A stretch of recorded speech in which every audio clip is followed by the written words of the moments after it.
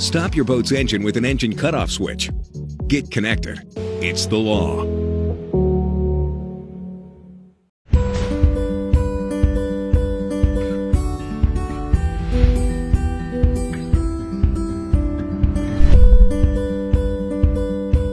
Being on the water is one of the best ways to enjoy the outdoors. Before going paddling, get all of your gear and equipment together so that you are prepared. Being prepared helps you stay safe and have a good time on the water. Nobody likes to forget their sunscreen or warm layer. What goes into preparing for a day on the water? First, check the weather and plan to dress accordingly. Always dress for submersion and cold water, even if it is a warm day. Secondly, pack all of the gear you need to go boating.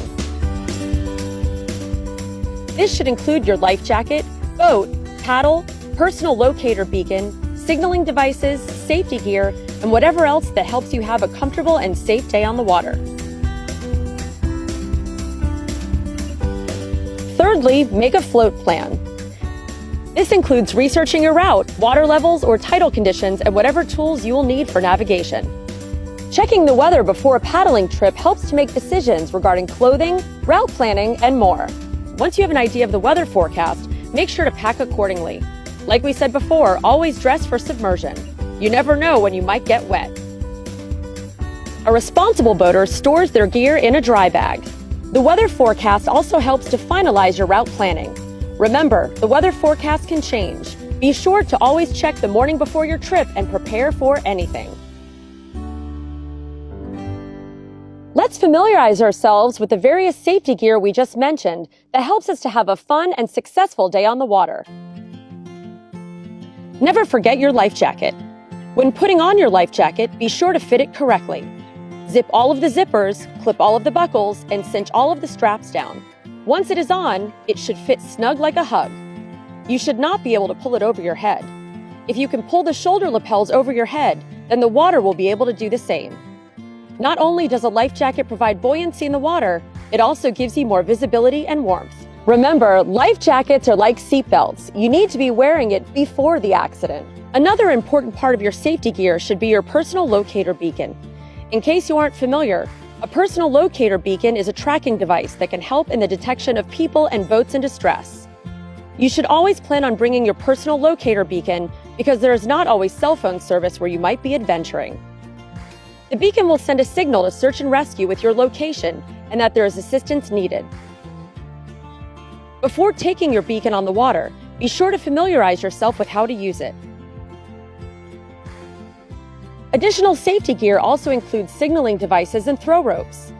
A signaling device can be as simple as a whistle attached to your life jacket or an air horn, which will provide a much more robust sound. Don't be afraid to use these as needed.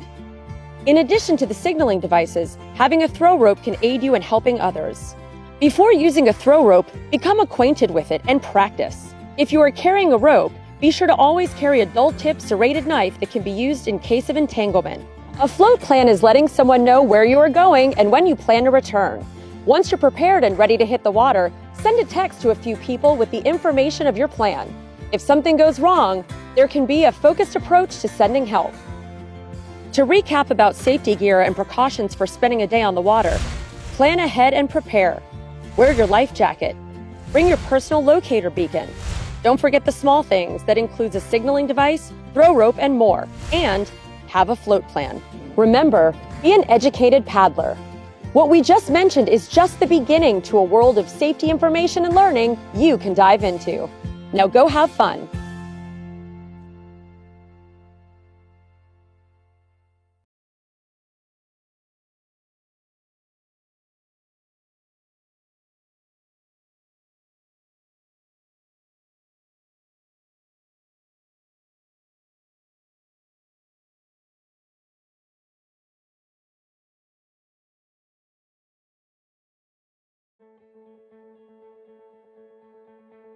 Understanding aids to navigation on America's waterways is as important as understanding street signs and road markings on America's roadways.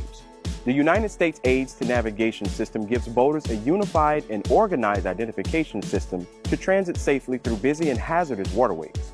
we'll discuss some of the most frequent aids to navigation you'll encounter and how these can help you stay safe and enjoy your day on the water with confidence. A responsible boater refers to an up-to-date nautical chart, as there is some inherent risk in relying solely on navigational buoys. As you transit the waterways, you will notice red and green markers. These markers will be day boards on fixed piles or as a buoy.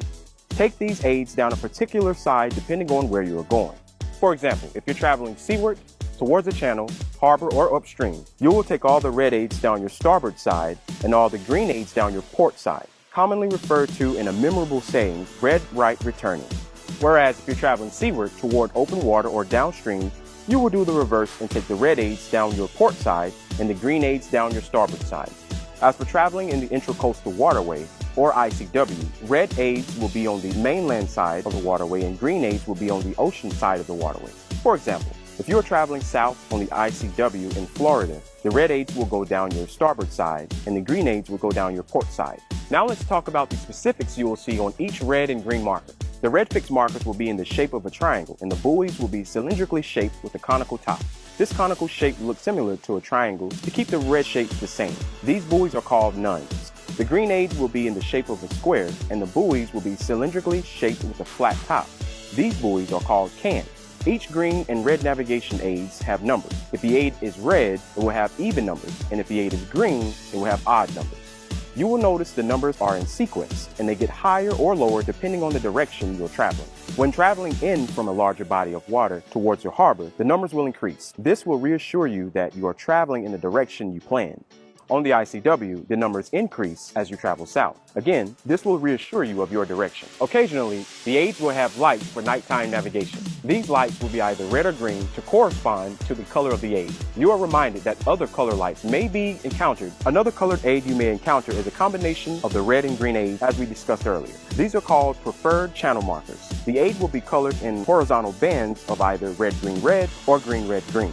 These distinguish an option of two channels that you could travel. One is preferred and the other is secondary. This means you have safe water to travel on either side of the aid. The top color distinguishes the preferred channel. If the aid has a light, it will be the same color as the top color marking. The aids may also be marked with a letter as opposed to a number. See page 11 of the ATON brochure for channel info. Now, let's learn how to use the aids to travel the waterways. As you leave your mooring, anchorage, or pier, look for these red and green aids. As you move towards open water, you should take green aids down your starboard side. You will also notice that the numbers on the aids will decrease as you move towards the open waterway, as we discussed earlier. When you enter the next channel, the numbers will shift to that waterway and decrease again as you transit to the open waterway or south on the ICW. Each channel has its own set of numbers. This helps you know which waterway you are on. If you approach a split in the waterway, you may encounter the preferred channel marker we discussed earlier. The top marker color will distinguish what side you travel to take the preferred channel. The middle colored marker distinguishes what side you will travel to take the secondary channel. When your adventure on the waterway is complete, reverse your route and travel back to your harbor, keeping the red aids on your starboard. Take notice that the numbers on the aids should be increasing. As for the ICW, remember the red aids are on the mainland side of the channel, and the numbers decrease heading north and increase heading south. This will help you get back home. Learning about the aids to navigation in your area and how to use them can help you have a safe, confident, and enjoyable day on the water. These are just a few of the aids you will encounter. Learn more by reviewing the ATON brochures, nautical charts for your area, reading the Coast Pilot for your area, and learning your electronic navigation equipment.